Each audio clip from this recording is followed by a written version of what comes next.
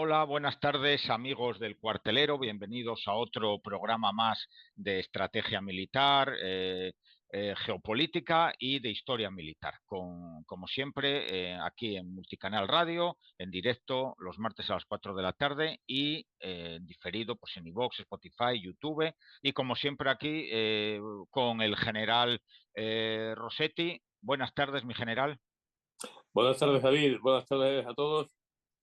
Un placer, como siempre. Y hoy vamos a seguir en Oriente Medio. El último programa terminamos con la revolución iraní, la llegada de Khomeini y los islamistas radicales a Irán, la caída del Shah de Persia y la llegada a Irán de esa gente, y el mismo año que llegan al poder se desata la guerra Irán-Irak. Hay también una crisis del petróleo, tenemos que los precios bajan e Irak está descontento también los precios del barril y sobre todo Saddam Hussein quiere aprovechar la ocasión para golpear a Irán. No es amigo de Khomeini, no es amigo de los islamistas. Recordemos que encabeza un partido, el Partido Baas, que es un partido árabe, pero panarabista, digamos, sin ideología política, sin ideología religiosa, una especie de democracia árabe, como hablamos en el anterior programa que recomiendo a todo el mundo, y también quiere aprovechar para hacerse con parte de la península de Fa, con toda la zona que rodea a Basora, y es una región iraní, que es la que limita en la zona del Golfo con Irak, una región que siempre ha estado descontenta con el régimen iraní. Eran independentistas y no ya con el Shah de Persia y cree que conquistando esa zona obviamente va a conseguir mucha más costa. Irak solo tenía, creo recordar, 30 o 40 kilómetros de la costa del Golfo y quiere aumentar su potencial para obviamente exportar por ahí el petróleo, que era el 80%, si no me equivoco, de la economía de Irak. Y lanza una campaña contra Irán.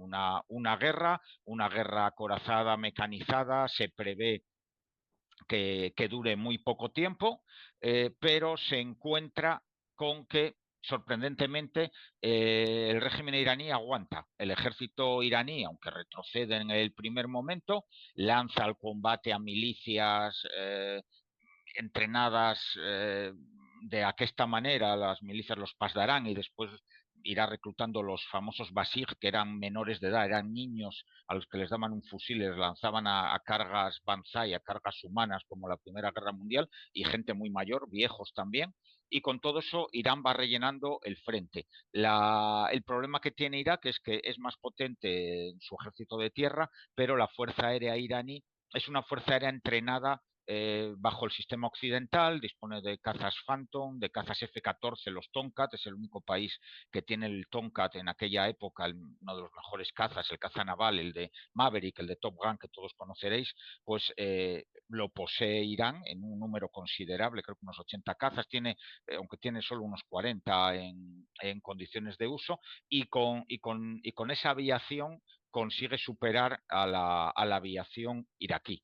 No consigue Irak no consigue la superioridad aérea sobre el campo de batalla y eso es el principal hándicap para conseguir unos avances en condiciones. También es cierto que depende de un mando centralizado, estilo soviético, muy centralizado y no como hablábamos en el arte operacional o la táctica de la Segunda Guerra Mundial, la táctica alemana, pues no consigue esa descentralización en las unidades de secciones, compañías, batallones, y eso también es un problema para los iraquíes. En el año 82, ellos comienzan la guerra en el 79, en el año 82 Irak empieza a retroceder, Irán comienza una serie de ofensivas, todo estará alrededor de Chat el Arab, de la frontera iraní-iraquí, el sur de Irak, el sureste de Irak, acabarán atrincherándose y acabará todo en guerras de posiciones, sobre todo en zonas pantanosas, de barros. Es una guerra bastante no me sale la palabra, es bastante fastidiada para los soldados tanto de un bando como del otro. hay un tema curioso, se ataca una central nuclear, los iraquíes estaban haciendo una central nuclear y la atacan los iraníes en un primer bombardeo y después la ataca Israel gracias a la información que le han dado los iraníes. Es curioso que Israel mantiene un poco la alianza que tenía con el Shah, la mantiene también con Khomeini, no al mismo nivel, pero siguen compartiendo información. Después nos viene la guerra de los petroleros, muy interesante, que ahora comentaremos con el general. Hay una serie de 220 ataques a buques petroleros que van por el Golfo. Esa guerra la comienzan los iraquíes, sobre todo ellos atacan con aviación, misiles Exocet, el primer uso después de Malvinas. Consiguen hundir 15 petroleros con los Exocet lanzados por Mirage F1, Super Etendard en algún momento, e incluso por un Falcon como el del presidente Sánchez, que lo equipan con misiles Exocet y tiene algún ataque exitoso también.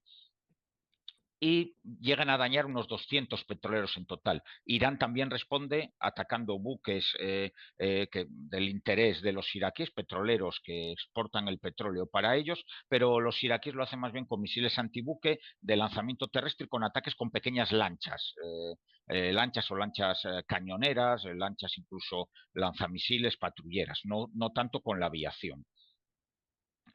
Tenemos dos incidentes, que uno es el ataque a la fragata Stark americana, que hace saltar las alarmas en Estados Unidos. Ese es un ataque precisamente con este Falcon que usan los iraquíes para lanzar Exocet. Realmente fue un desastre la respuesta de la fragata. La fragata no se esperaba el ataque, no activó el sistema antimisil, el FANLAX, y realmente los iraquíes no querían atacar esa fragata. Se equivocaron al enganchar el blanco, al adquirir el blanco, y ellos buscaban petroleros, no tenían intención de atacar a la fragata, pero la atacaron. Atacan incluso un petrolero español, el famoso petrolero Barcelona, que lleva petróleo para Irán, y lo atracan cuando está cargando petróleo en un puerto iraní, justo al lado del mayor petrolero que se ha construido en el mundo, que ya no está en navegación, que es un petrolero enorme. Sí, creo que es el mayor buque de la historia, y que ahora ya creo que lo desguazaron, pero estaba al lado el otro buque que fue alcanzado también, pero con daños menores. El Barcelona se hundió, que era un petrolero español.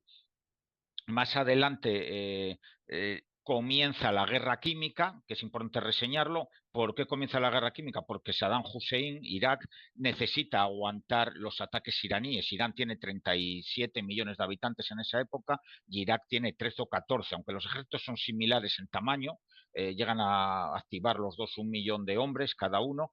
Irak necesita frenar a los iraníes, esos ataques en masa, que al final la masa influye también, y lo usa con gases químicos, sobre todo pues con el sarín, el gas mostaza. Y bueno, el gas mostaza es un vesicante, es el típico de la Primera Guerra Mundial, y después el sarín pues es un asfixiante, un neurotóxico que te ataca al sistema nervioso, ya es bastante más peligroso. Después el gas VX, Saddam también hace lanzamientos en la zona norte de Irak, en el Kurdistán, porque Irán no es...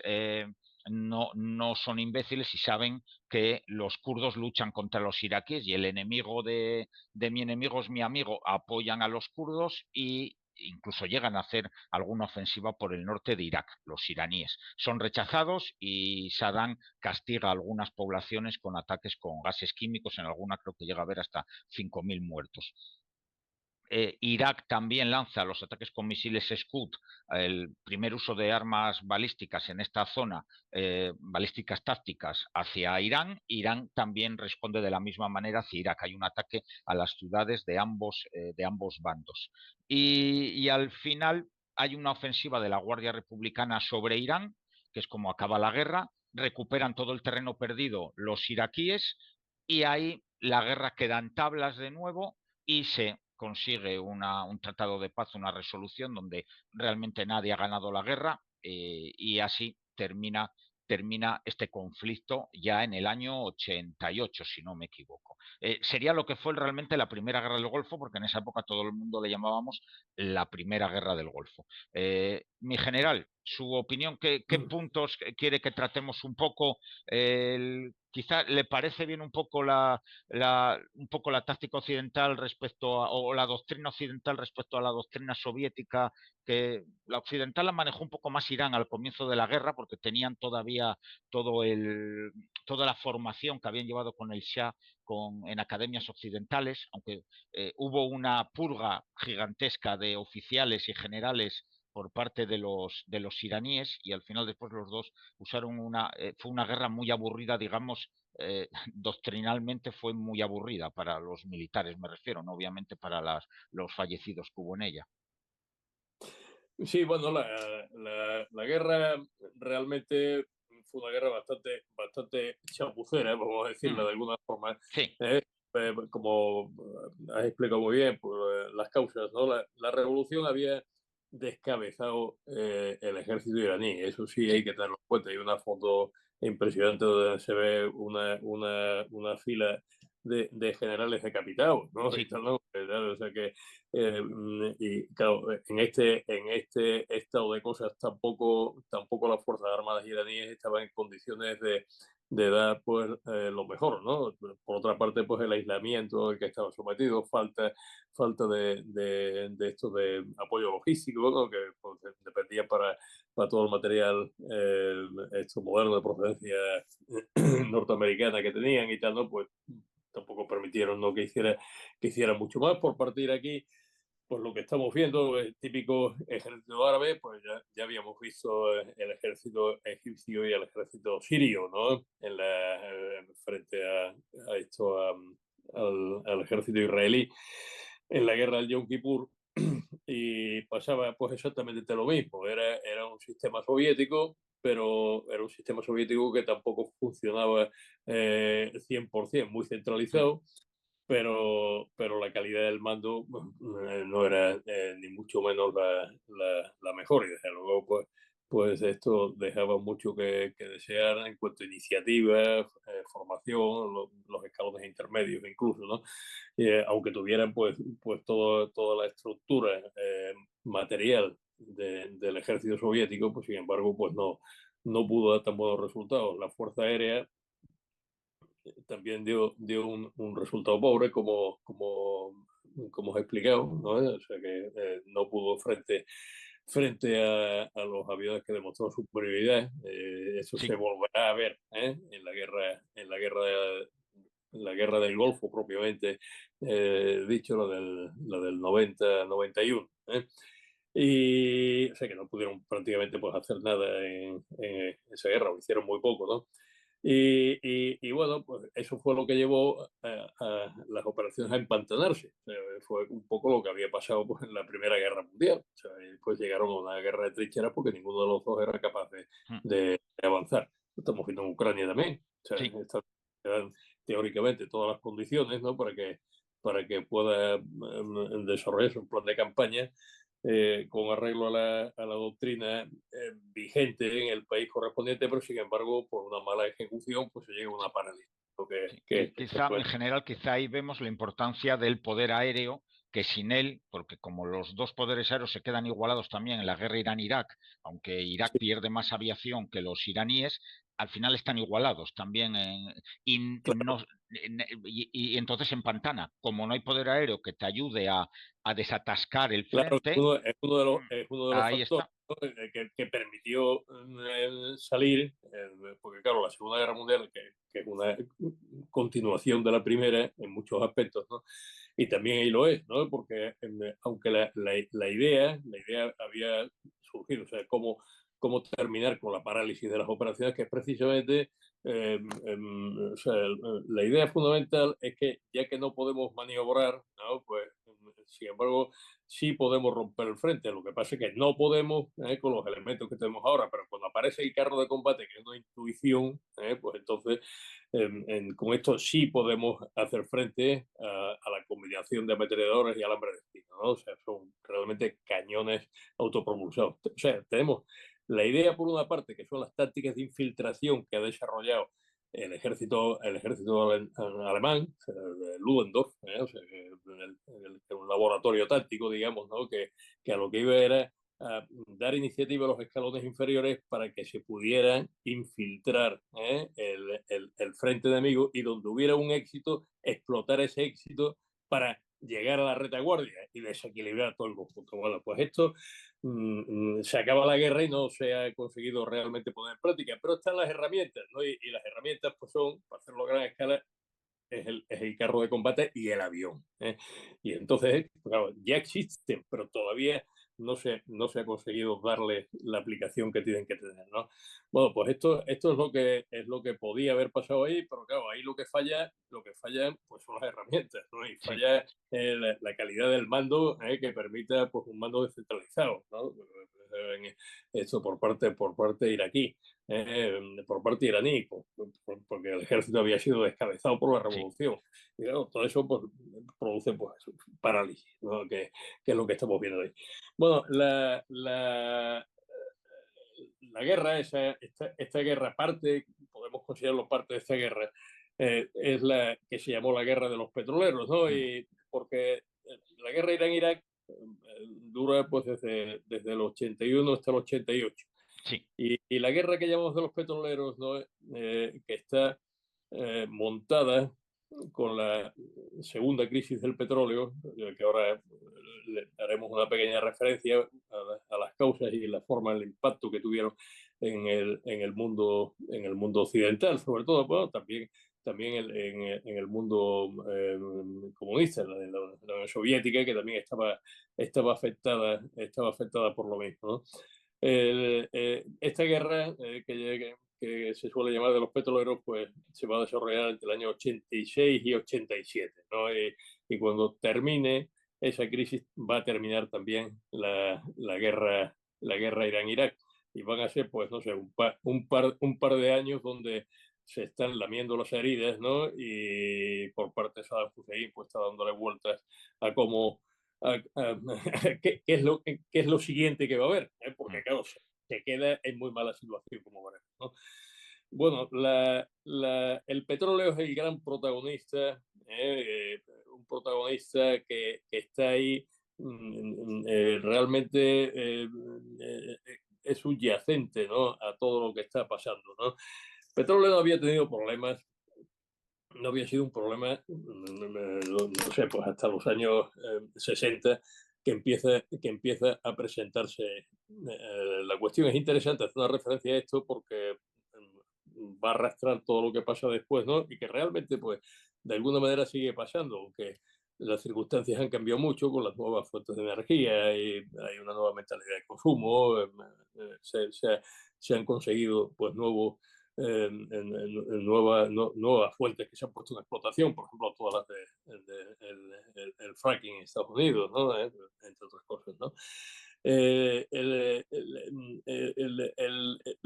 Esto el sistema económico sabemos que descansaba en el sistema de Bretton Woods, donde el dólar y la libra tenían el respaldo del oro. El respaldo del oro, pero eran utilizados como base de todo el sistema de cambio. Entonces, sobre todo el dólar, y la libra le seguía. Esto es decir, el patrón era el patrón dólar, ¿no? Pero claro, esto va también erosionando la situación financiera de Estados Unidos hasta que Nixon pues decide volverse al sistema anterior. Es decir, esto de que el dólar viaje, ¿no? Con esta facilidad y tal, no lo puede resistir el sistema y se sale de él.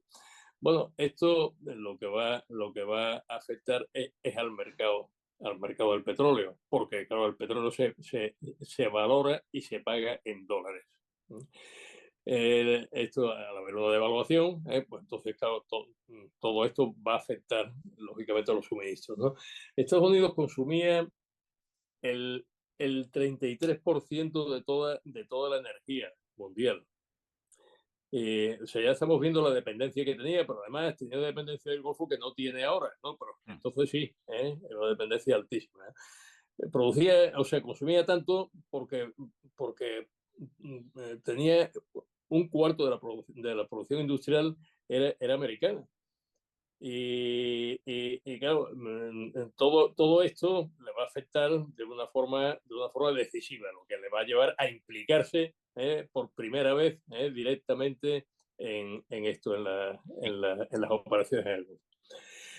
En 1979, con la revolución iraní, se produce lo que se va a llamar la segunda crisis del petróleo. Es decir, la primera pues, ha venido en el año 73 con el embargo que hace Arabia Saudita y los países de la OPEP.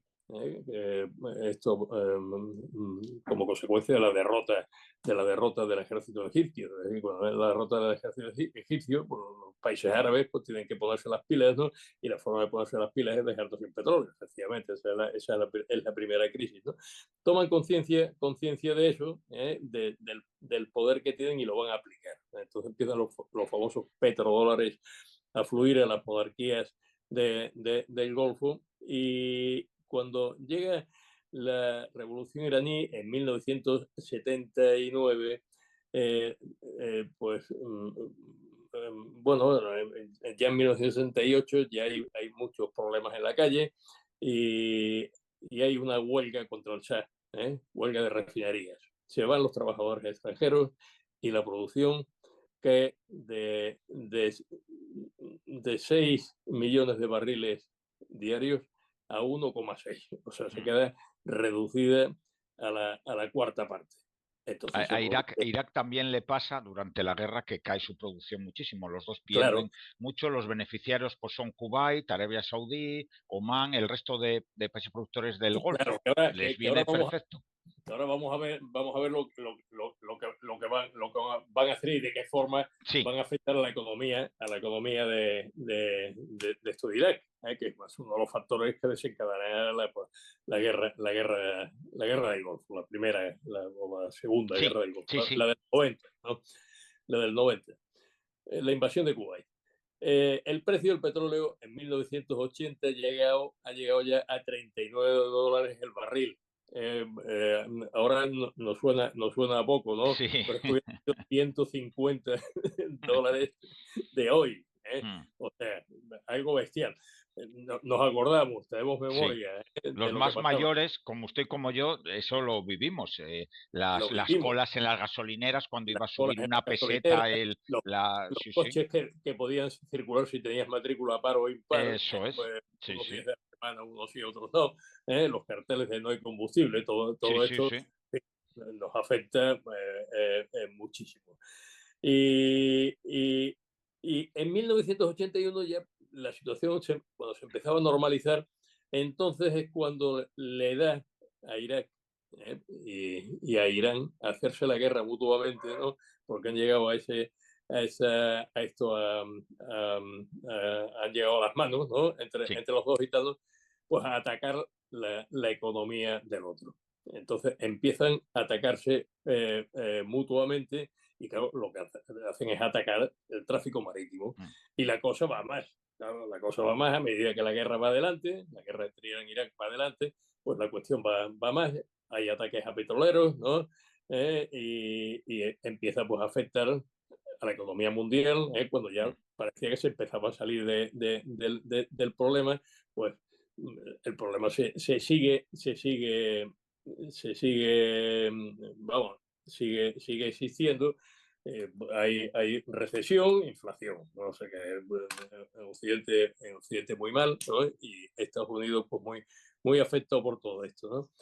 Pues los países de la OPEP han estado tratando de contener el problema, pero claro, también están afectados por la navegación, porque tengamos en Sí. cuenta que del Golfo es el estrecho de Hormuz, es un sitio que se puede minar.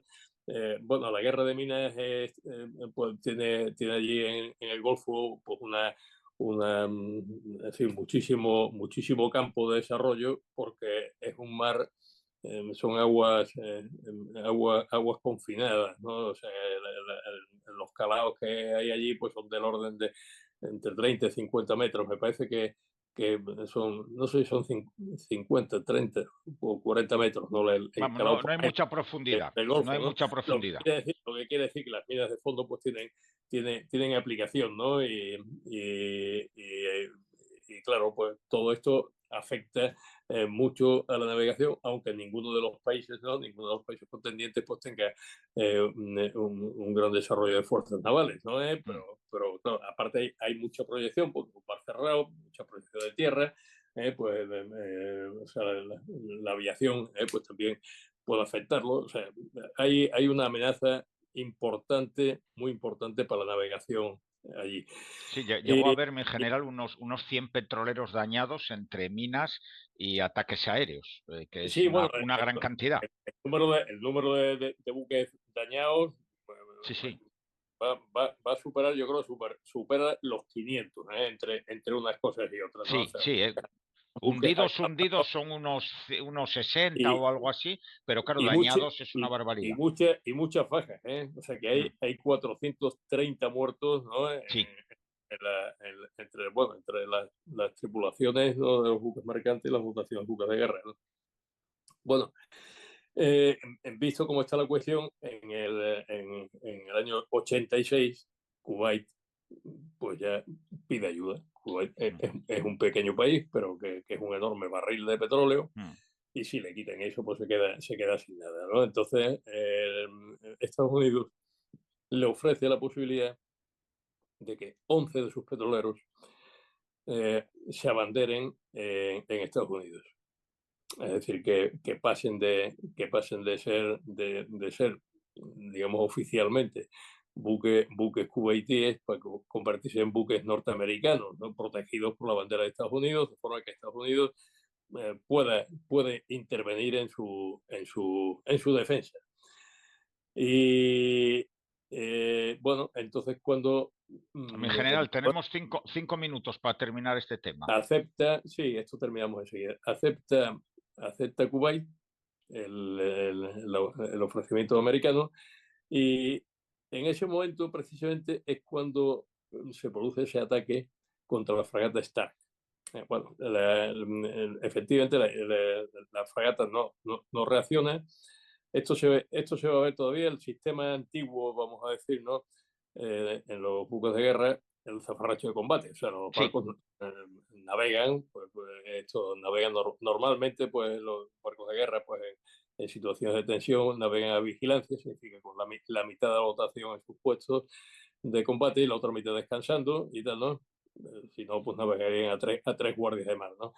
En este caso, claro, hay que tocar zafarrancho de combate, es decir, cuando hay una amenaza, entonces toda la dotación tiene que cubrir todos los puestos para que todos los puestos queden servidos como tienen que estar, pero no hay tiempo. O sea, lo que ocurre es que ahora, cuando viene un misil, o sea, las cosas pasan con tal velocidad que es necesario que el barco reaccione con todo el sistema de armas, ¿no? Eso hoy día está resuelto con un oficial de acción táctica que está ahí y tal, ¿no? Y con todo automatizado, ¿no? Todavía entonces. Entonces, bueno, se produce este ataque y empiezan las escoltas. Esta operación se va a llamar Operación Eastern Will, o sea que por parte de Estados Unidos se le ponen escoltas y va a ser la mayor operación de escolta de convoyes desde la Segunda Guerra Mundial. sí. Y también el mayor despliegue naval de Estados Unidos desde entonces.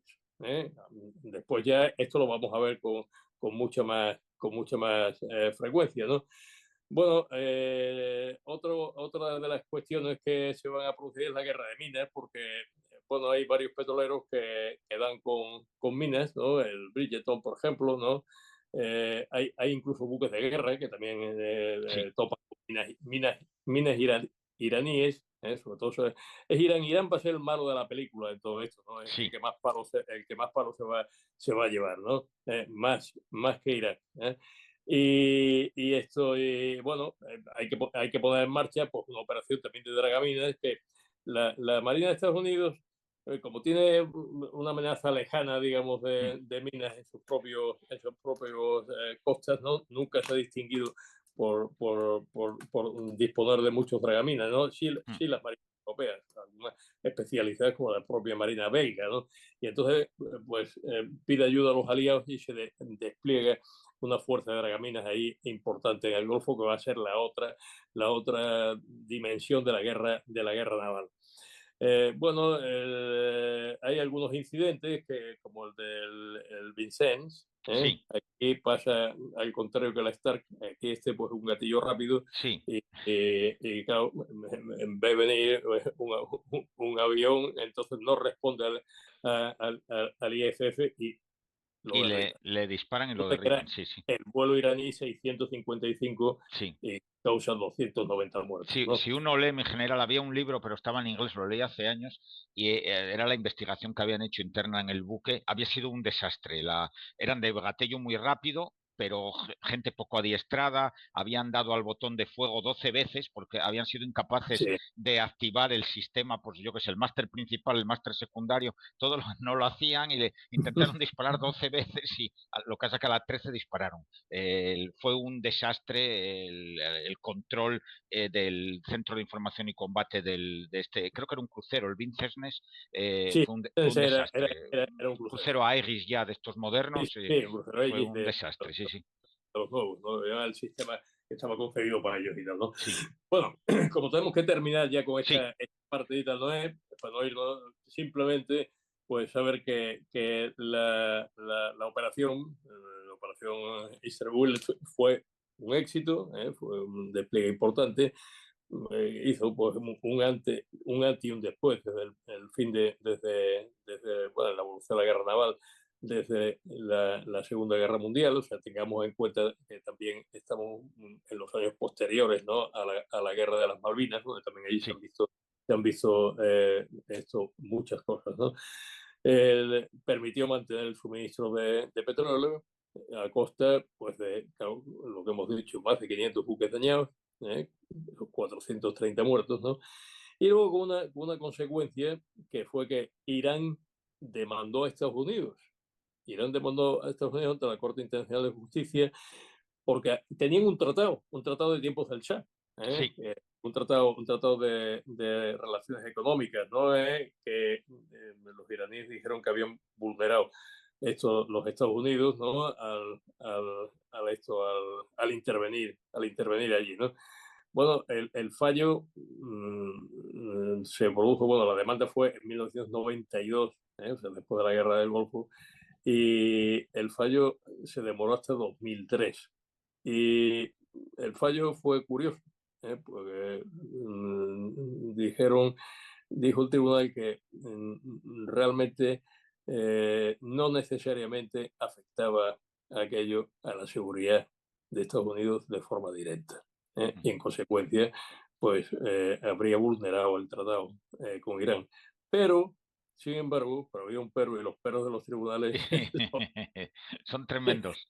Sin embargo, dice que la libertad de comercio de Estados Unidos sí había quedado dañada. Por lo tanto, no procedía a atender a la demanda iraní. Esto es interesante porque es algo que, visto desde tierra, a veces las amenazas, ¿no? Pues se ven como amenazas territoriales contra la integridad territorial, pero un Estado moderno que tiene una economía de la que depende la vida de la nación, puede tener amenazas, ¿no? Que estén muy lejanas. O sea, por ejemplo, la economía española pues estaba muy amenazada allí. Sí, Y claro, ¿esto quién lo entiende? Eso se entiende con mentalidad naval, mentalidad marítima, con mentalidad expedicionaria. O sea, tú defiendes, ¿no? Tus intereses, ¿no? A veces muy lejos de tu propio territorio. Eso se va a entender pues, a partir de ese momento sí, mucho mejor, ¿no? Con las siguientes guerras que va a haber. sí. Y ya con esto nos ponemos en la Pasamos a la siguiente. Para terminar con esta, muertos, fallecidos en la guerra, pues son unos 300.000 iraníes, 400.000 y unos 250.000, 300.000 iraquíes. Tienen menos bajas, en proporción tienen más por la población de cada país. Y hay una curiosidad, que España participó en esa guerra indirectamente. Vendimos munición, Expal vendió munición a los iraquíes. Bueno, Irak era uno de sus proveedores, éramos nosotros, era España. España y todos los países, digamos, occidentales, Francia sobre todo, y llegamos a vender 60 helicópteros, los famosos Bo 105 anticarro. 60 españoles se vendieron allí, fabricados en teoría por construcciones aeronáuticas, en la fábrica que había en Madrid, creo que era en Ujú. Getafe, pero bueno, parece ser que realmente fue un chanchullo que ya se hizo durante la Guerra de las Malvinas. Los helicópteros realmente fueron desde Alemania a Irak, pero como los alemanes no podían venderles armas por sus temas, hicieron el chanchullo del papeleo como que se vendían desde España. Eso Se también lo había hecho hizo, ya, se había hecho ya con el Harrier, ¿eh? Así sí, vinieron con el Harrier a también, España, el eso es. británico vinieron a través de Estados Unidos, ¿no? Pues bueno. Eso es, pues esto fue lo mismo, pero es curioso que en teoría hubo helicópteros españoles combatiendo con los iraquíes, con helicópteros, los famosos Bo 105 anticarro. Y con esto terminamos Irán-Irak. Es una pena no tener más tiempo, pero nos vamos a la Guerra del Golfo del 91, que realmente, del 90-91, que es una continuación de esta guerra. A Saddam, Kuwait, que había sido su aliado, a Saddam Hussein le interesa, bueno, toma la excusa de que los cubaitíes están, que no sé si era cierto o no, no he leído tanto sobre ello, que los cubaitíes estaban perforando el territorio iraquí, digamos, con perforaciones transversales y no verticales, y estaban sacando petróleo de Irak. Él al final lo que quiere es conquistar Kuwait para quedarse con el petróleo. Al principio dice que la conquista es para establecer allí un gobierno kuwaití independiente, pero al final lo incorpora como una provincia, vamos, a las 2 semanas lo incorpora como una provincia más de Irak. Cosa como lo que ha hecho Putin con el Donbass Sí, el año pasado. realmente Kuwait Sí, había pertenecido a la provincia de Basora, a la sí, provincia turca de Basora, sí. ¿no? Y por ahí anduvieron por en medio los británicos, que Es fueron los que que se donde están los eh, británicos, mi general ya sabe que la lían. Sí, claro. Cuando Siempre. hablamos del despiece, que decimos que el Imperio Turco era como un buffet donde todo el mundo se Sí, podía servir, ¿no? Y eso fue una tajada porque se sirvieron los sí, sí, británicos sí. y de ahí porque fue un sultanato independiente, ¿no? Y dejaron el problema y bueno, Saddam lo aprovechó, invade Kuwait, conquista fácilmente, hay cierta resistencia, pero el ejército kuwaití es muy pequeño, es un pueblo pequeño, una población mucho más pequeña y obviamente pues gana el ejército iraquí sin ningún problema. Estados Unidos en apoyo a Arabia Saudí, que se ve amenazada, despliega la operación Escudo del Desierto. Es una operación importantísima porque es el despliegue logístico más grande desde la Segunda Guerra Mundial. Y no se alcanzó, yo creo que después no se ha alcanzado este nivel, ni siquiera en la guerra del 2003. Comienzan a desplegarse en agosto del 90 y hasta la No, guerra no, que dura no, nada, no no se alcanzó. sí, Ha sido la mayor operación de proyección de fuerzas, ¿no? que se ha sí, realizado desde entonces y que además pues sentó, bueno, en muchas cosas, ¿no? sí. Esta guerra pues ha sentado cátedra, digamos, Sí, ¿no? hablamos ahora un poco de la logística, describo Sí, un poco la guerra, comienza, bueno, acumulación de fuerzas, la campaña aérea, bombardeo, interdicciones, estaciones de radar, aeródromos, puestos de mando, una campaña aérea con misiles Tomahawk, la primera vez que se usan masivamente, ataques diarios de 100 misiles Tomahawk, ataques de aviación con los F-117, los aviones invisibles, F-15, F-16, los tornados británicos que fallan, no estrepitosamente, pero tienen bastantes problemas por los falla, falla, sí, fallan fallan mucho, tanto los británicos e británicos como los italianos. italianos Y también, ¿eh? los italianos peor, los pobres hubo una misión en la que creo que pierden 6 de 7 Sí, o algo así. pierden Eh, eh, el tornado no se comportó bien allí. Hay otros problemas que dicen que bueno, que es que atacaban a baja cota y es cierto. Sí, al final, sí, claro, atacaban a baja costa y también la pasaron los británicos, ¿no? Sí, Por eludir el radar, o sea, sí, y por eludir claro. el radar. Entonces, claro, ahí no tenían eficacia pues, las bombas, ¿no? Porque no se Sí, armaban y tal. claro, Entonces, como la guerra de Malvinas que hemos hablado, lo mismo. sí, La campaña aérea antecede a esto, Irak lo que lanza para contrarrestarlo, porque claro, su fuerza aérea no puede oponerse al potencial aliado, lanza Scud contra Arabia Saudí, son contrarrestados por los misiles Patriot, que realmente tienen un índice de aciertos muy bajo, aunque en aquella época se vendió como que también fallan como una... fallaron muchísimo los Patriot, que es el motivo por el que Israel desarrolla después el famoso escudo suyo, el Iron Dome y todo esto, porque no se fiaba de los Patriot, aunque los Patriots han mejorado. Y misiles también, Sí. como el David Sling, por ejemplo. Sí, ¿no? también, sí, el israelí, sí. Todo el Iron Dome y todo este escudo que han montado los israelíes con misiles y todo eso viene de aquí. Hay una invasión de Arabia en la batalla de Khafji famosa, que los iraquíes pillan desprevenidos a las tropas occidentales, y hay la primera batalla, digamos, con tropas de Arabia Saudí apoyadas por los marines, y también en esa batalla pues hay un combate terrestre con 350 carros destruidos de los iraquíes, más otros creo que 200 o 300 vehículos adicionales. Y comienza la ofensiva terrestre. En la ofensiva terrestre van a ser dos cuerpos de ejército norteamericanos. Uno es el cuerpo acorazado, que está un cuerpo, son 4, 5, 6 divisiones. Uno es el que estaba en Europa y otro es el cuerpo aerotransportado, con la 101, la 82. El 18º. Sí, el 18, eso es. Lleva las 12 divisiones aerotransportadas, 82, Sí, y la 101. 101. Y ese cuerpo le asignan también la 6ª División Blindada Ligera francesa, la Daguet, famosa Daguet.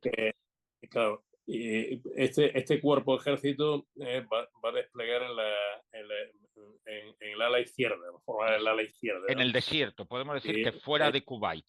Luego está el 7º cuerpo acorazado, que tiene dos divisiones acorazadas. La primera y la tercera. La 24. Creo que es la 24 mecanizada, que también la llevan con ellos. No, llevan la 24 mecanizada y la primera y la tercera acorazadas, ¿no? Estos americanas, ¿no? Sí. Y luego... Se lo digo ahora, sí, la primera de infantería, llevan la primera de infantería, la tercera, creo la que tercera, la primera de caballería también le meten, y la primera acorazada. Tiene la primera división de caballería, sí. Pero que es aeromóvil. Sí, yo recuerdo que estudiamos la campaña. Es la de los Black Hawk y los Apache y todo eso. Y ahí está también la 7ª Brigada Acorazada Británica. Ahí están, las ratas del desierto, famosas. En ese cuerpo de ejército. Y luego hay otro ejército, porque realmente son... Sí. Este es un ejército, ¿no? Sí. Y ahora hay otro ejército que está frente a Kuwait, que tiene...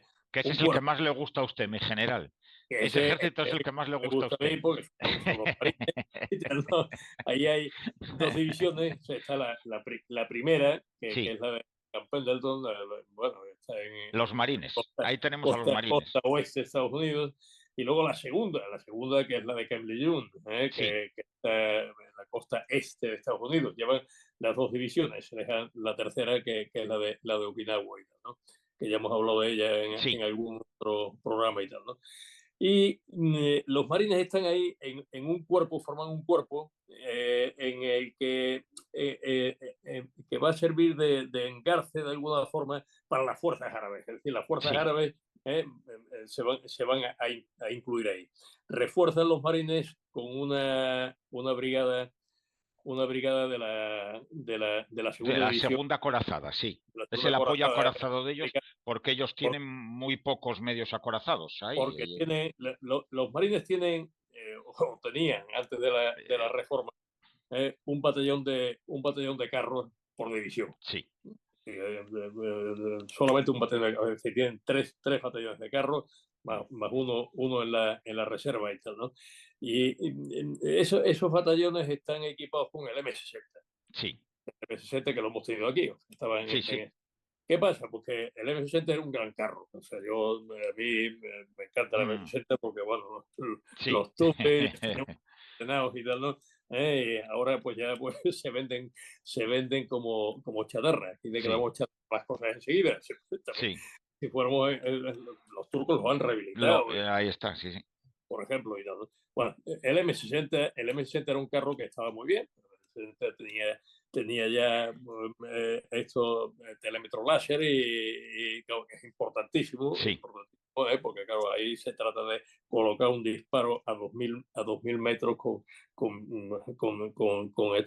certeza de batir el blanco y tal, ¿no? Y en visión nocturna, o sea, cámaras termográficas, no sé qué. sí, no era un mal carro.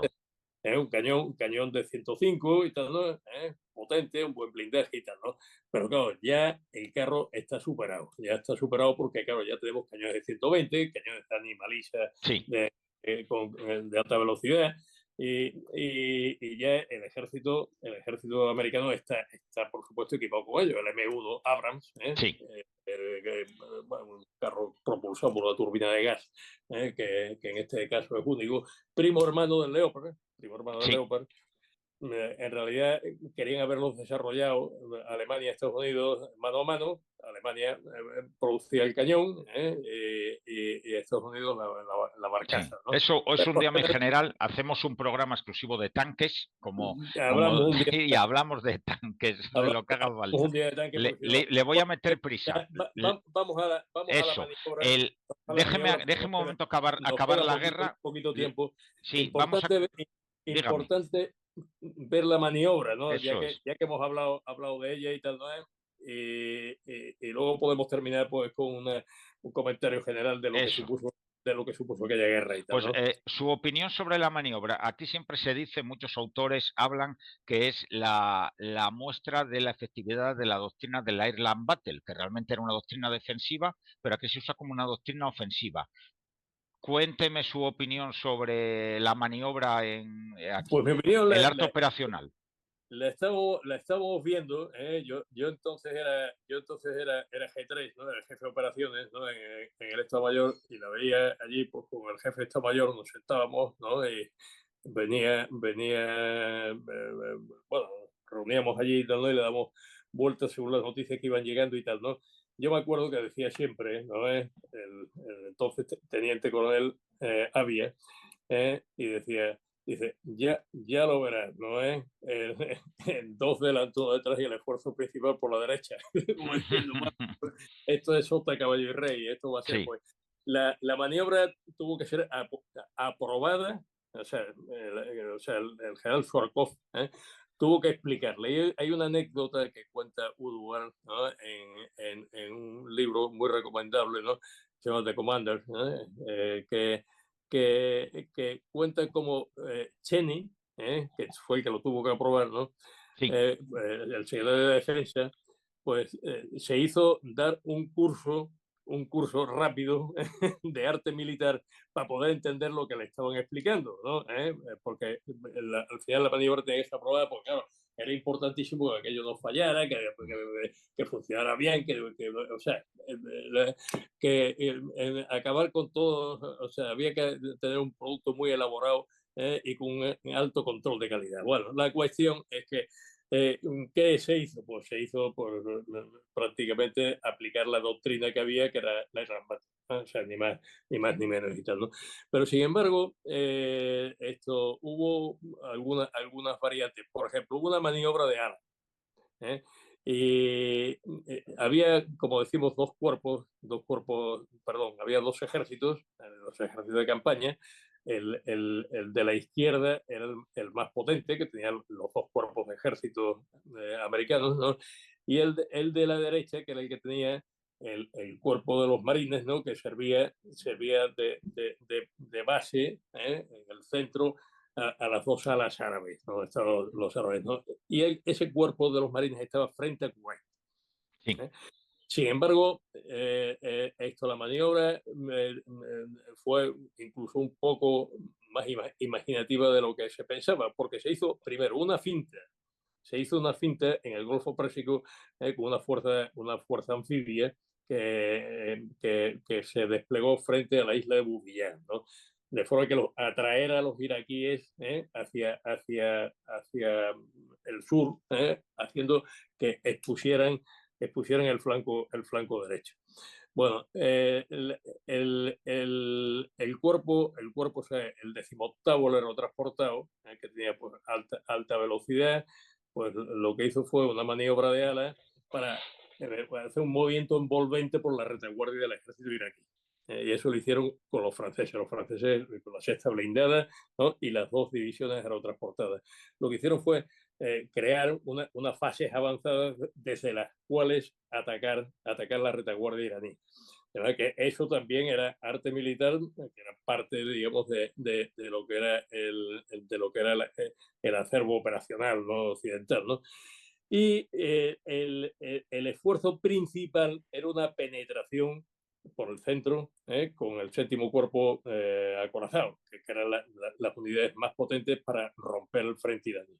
Esto iraquí. Eh, eh, ¿Qué hacía el ejército de la derecha? Pues el ejército de la derecha llevaba a las fuerzas árabes. ¿Por qué? Pues porque eran las que tenían que reconquistar Kuwait, que era el objetivo. O sea, el objetivo era la reconquista de Kuwait. Era lo que autorizaba realmente las Naciones Unidas, ¿no? Y se quería cumplir exactamente con esto.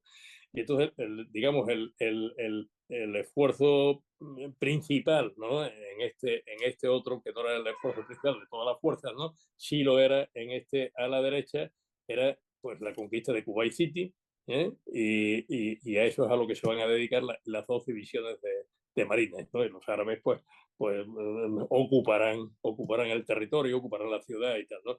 Y bueno, ahí en la batalla del aeropuerto, pues se van a distinguir el todo. O sea, el todo va a ser una verdadera sarracina de carros iraquíes, ¿no? A los marines que tenían, decíamos, el M60 no combatieron con el M60, los batallones de carros de los marines, porque el ejército le cedió carros M1. Le cedieron el M1, es decir, el que tenía todavía el cañón de 105 y tal, ¿no? Pero bueno, superaban mucho ya al M60. Hay un artículo en Marín Corazón de aquellos días que se llama Tancelot. O sea, mucha De gracia. Lancelot, sí, sí. El, Y tal, ¿no? El y ejército tenía ya el M1A1 con el cañón de sí, 120 de animalismo. general, y con todo esto, esa operación barre al ejército iraquí, que se te retira de Kuwait. Está la famosa carretera de la muerte, que es cuando se están retirando de Kuwait, ya entre Kuwait y Basora, es cuando esa autopista es alcanzada por la aviación, los Thunderbolt, la aviación. Había 40 divisiones. Sí. Había 40 divisiones iraquíes, ¿no? Pero ya para entonces, ¿no? Habían perdido completamente la moral de combate, porque todas Sí, habían perdido la aviación. Hay un episodio curioso, y es que llega un momento que la aviación iraquí tira la toalla sí, sí, se va. y se van a Irán, Mm. curiosamente. O sea, se van a Irán. Y esto va a ser una cacería, Sí, claro, va a ser los aviones de la quinta flota americana, los Tomcat, los sí, F-18, pues los que van a tratar de conseguir los mayores derribos que se puedan, ¿no? sí, De toda esa aviación que se va retirando para quebrantar al poder aéreo iraquí, que desde luego se pretendía conseguir, ¿no? La maniobra terrestre, pues hay un momento en que Mitterrand pues mm, le pide al presidente de Estados Unidos, ¿no? A George Bush padre, ¿no? sí, Que no, que no destruya Irak. Que no destruya Irak, que no derribe a Saddam Hussein, porque claro, está equilibrando todas las cosas a Irán, ¿no? sí, Que era un régimen socialista, basista, sí, ¿no? Más, digamos, occidental, por así decirlo, menos musulmán, ¿no? Y tal, ¿no? Y se compromete Bush, y cumple su compromiso y detiene a Surkov. El Surkov, sí, que cuando está la sexta división blindada francesa, que es la fuerza que estaba más adelantada, a partir de esa fase de operaciones, ¿no? sí. que había Era el por la flanco izquierda y tal, izquierdo y totalmente del avance. a 150 kilómetros de banda. Sí, ¿No? Que bueno, es la guerra como no podía ser de sí. otra manera, ¿no? Pues, Y y ahí, por aquí, Irak, el ejército de Irak se desbanda, la Guardia Republicana, pues esto es lo único que queda prácticamente en pie, hay sí, deserciones en masa, y la guerra pues termina de esa forma. Ya solamente un sí. comentario sobre esto, porque esta guerra ha sido muy importante porque abre una, abre una nueva época, el comienzo de una nueva época. Le había llamado a esta guerra Saddam Hussein la madre de todas las batallas. ¿Eh? Ujú.